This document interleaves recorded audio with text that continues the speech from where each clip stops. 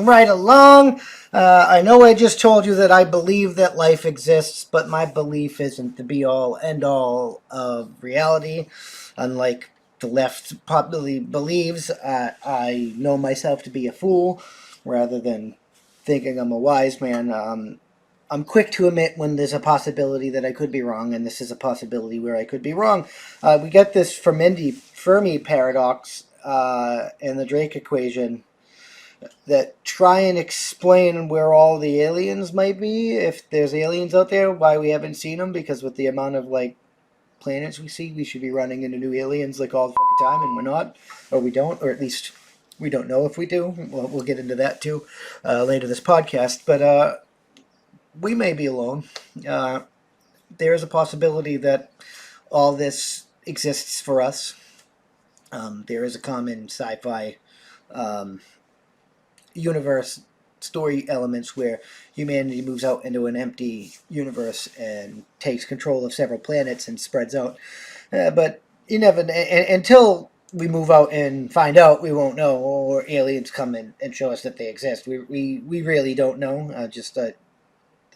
I can't believe that whatever the creation, created or otherwise, that we're the first and we're the only one. But I don't know. We'll see what we will see.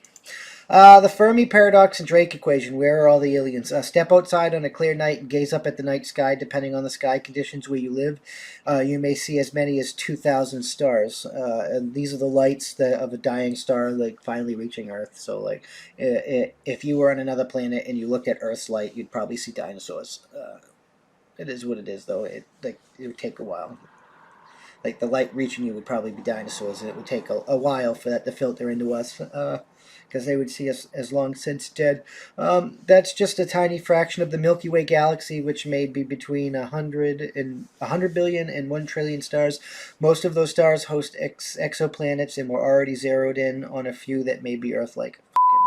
That's just in this small sector alone. Like how much planets and stars and stuff there is. There has to be life out there somewhere. There has to be, but I digress. So where are all the aliens? This is a key question in the field of SETI, the search for extraterrestrial intelligence. While SETI includes everything from listening to radio signals to examining odd fluctuations in starlight, theoretical work in the field has been dominated by two key concepts, the Fermi Paradox and the Drake equation. The Fermi Paradox ponders why Earth has not been visited by aliens, while the Drake equation tries to estimate the number of intelligent civilizations in our galaxy. Both concepts involve a lot of uncertainty because when it comes to extraterrestrial life, there's a lot we don't know. Like the ancient aliens is completely designed around them. We've already been visited, so just tossing that out there as an example. These are tools are foundational in the sense that they were made towards the beginning of the field, and they are rather profound, but not foundational in the way, say, Newton's laws are, said Jason Wright, a SETI researcher in Penn State University. Yeah, because we really don't know. We're just trying to, like, come up with logical hypothesizes that, like, until we move into space, we can't truly test. So, or in alien shows, we can't truly test. I mean, that's just the reality of this type of subject. What is the Fermi Paradox? The Fermi Paradox, named after Enrico Fermi, a scientist best known for overseeing construction of the world's first nuclear reactor and using it to conduct the first controlled nuclear reaction in 1942. During a 1950 visit to the Los Alamos National Laboratory in New Mexico, Fermi and some colleagues were discussing extraterrestrials and interstellar travel over lunch in conjunction with a cartoon from the New Yorker showing aliens stealing New York City trash cans. Why would they need to steal our trash cans? They could probably...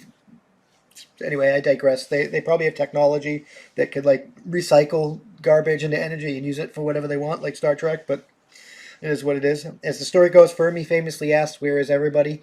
3 people were a part of the discussion, later reported that Fermi was specially talked about interstellar travel. If aliens existed and are capable of flying between the stars, then they should have visited us already. Fermi never published any work on his off-cuff remark and died just 4 years later. However, the question lived on and became known as the Fermi Paradox. I guess that's not the only thing. We get the opposite to the Fermi paradox. As I thought this was going to be. I didn't realize this was also on the Drake equation, but we could cover that too. Best to get both sides. So that's the Fermi paradox that tries to explain why we don't see aliens, that there aren't aliens because we would see aliens. And then there's the Drake equation, is named after Frank Drake, an astronomer in 1960 who led the first official search for extraterrestrial radio signals at a National Radio Astronomy Observation in Greenbank, West Virginia. During a follow-up meeting within a separate group of thinkers, the Green Bank in 1961, that included Planetary Society co-founder Carl Sagan, Drake introduced a formula that could conceivably calculate the number of civilizations currently transmitted signals in the Milky Way, N equals R times XFP times NE times F1 times FL times FC times L, and the number of civilizations currently transmitting signals depending on 7 factors. R dot is the yearly formation rate of stars, hospital planets to where life could develop, is a fraction of those stars of planets. These are the breakdowns of. I'm not going to read over it, but there's the breakdown of the what things stand for. The Drake equation goes in order from the easiest to hardest, said Caitlin Rasmussen, an astrophysicist at the University of Michigan, where variables like L remain purely speculative.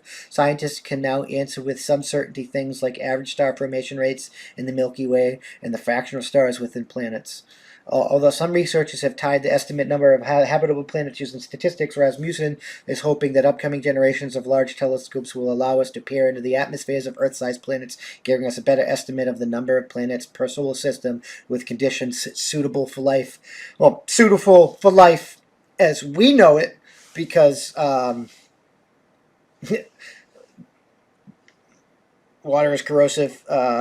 Oxygen is combustible, highly combustible, probably the most combustible. So, like, scientifically speaking, if you're an outside observer, not living in this environment, looking at the basic elements that, as we understand them, of the universe, this is a pretty fucking toxic paradise. So, like, I'm just gonna throw that out there. There might be other types of life out there. There might not be, but it is what it is, and we forgot to change the title for this, so we're gonna throw that up there now. And we may be alone. The Fermi Paradox might be right. We might be alone in the universe, and since we can't really do adequate calculations with the Drake equation, I mean that's how we currently sit right now. We just don't know. We have to get out there to figure it out. Just fucking saying. Thank you for checking out this clip of my Thought of the Day podcast. You can catch this podcast every Tuesday through Friday at that'sonpoint.info by 5 p.m. Eastern Standard Time, because that's how winning is done.